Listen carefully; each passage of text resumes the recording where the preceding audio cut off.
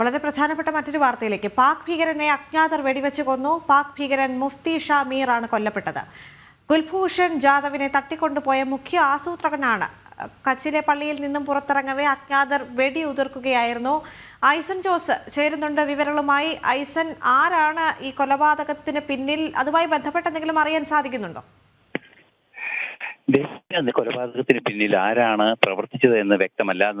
നേരത്തെ ദേവിക പറഞ്ഞതുപോലെ പള്ളിയിൽ നിന്നുള്ള പരിപാടി കഴിഞ്ഞ് പുറത്തിറങ്ങുന്നതിനിടെ മോട്ടോർ സൈക്കിളിലെത്തിയ രണ്ടുപേർ, അജ്ഞാതരായ രണ്ടുപേർ വെടിവെച്ച് കൊല്ലുകയായിരുന്നു എന്നാണ് അറിയാൻ സാധിക്കുന്നത്. നമുക്കറിയാവുന്നതാണ്, ഈ മീറിന്റെ കൊലപാതകം നടക്കുമ്പോൾ ആ മീർ ISI ഏജന്റ് ആയിരുന്നു, പഴയ ISI ഏജന്റ് ആയിരുന്നു. കുൽഭൂഷൺ ജാദവിനെ പിടികൂടുന്നതിലൊക്കെ മുഖ്യ പങ്ക് വഹിച്ച വ്യക്തി കൂടിയായിരുന്നു എന്നതാണ് ഏറെ ഗൗരവമുള്ളൊരു വിഷയം. ഈ ഭീകരൻ, അതായത് ഇന്റർ സർവീസസ് ഇന്റലിജൻസുമായി ബന്ധമുള്ള ഈ പലയിടങ്ങളിലും പ്രവർത്തിച്ച ഒരു ഭീകരൻ കൂടിയാണ് മീർ എന്ന് പറയുന്ന ഈ കൊല്ലപ്പെട്ട വ്യക്തി. അതുകൊണ്ട് തന്നെ ഗൗരവമേറിയ ഒരു വിഷയമായി ഈ പ്രശ്നത്തെ കൈകാര്യം ചെയ്യേണ്ടതുണ്ട് എന്ന് തന്നെയാണ് മനസ്സിലാക്കാൻ സാധിക്കുന്നത്. നിലവിലെ സാഹചര്യത്തിൽ കൊല്ലപ്പെട്ടു എന്ന വിവരം മാത്രമാണ് പുറത്തു വന്നിരിക്കുന്നത്. രണ്ട് അജ്ഞാതരായവർ വെടിവെച്ച് കൊന്നു എന്നത് മാത്രമാണ് വ്യക്തമായൊരു വിവരമായി പുറത്തു വന്നിരിക്കുന്നത്. ഇതിന് പിന്നിൽ പ്രവർത്തിച്ചവരാരാണ്? ഭീകര സംഘടനകളാണോ, അതോ അത് സംബന്ധിച്ചുള്ള അതുമായി ബന്ധപ്പെട്ട മറ്റു വല്ല കാര്യങ്ങളാണോ നടന്നിരിക്കുന്നത് എന്നത് സംബന്ധിച്ചുള്ള വ്യക്തത ഇനിയും വരേണ്ടതുണ്ട് എന്നാണ് മനസ്സിലാക്കാൻ സാധിക്കുന്നത്.